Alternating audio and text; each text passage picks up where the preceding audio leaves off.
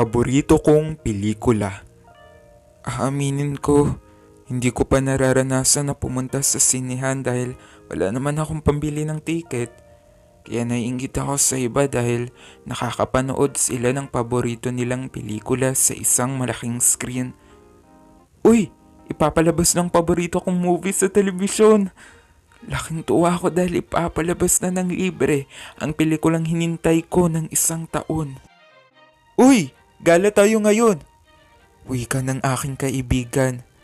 Mamaya na lang ako sasama kasi manonood pa ako. Excited na kasi ako na mapanood ito.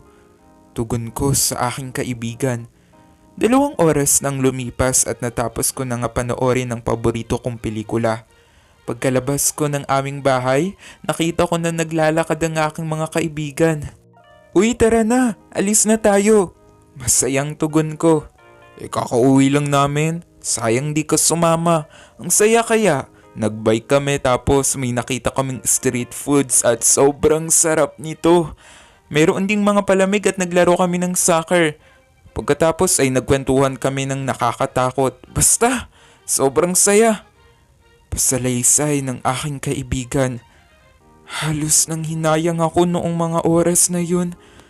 Sinayang ko ang pagkakataon na kasama sila dahil sa isa lamang na pelikula.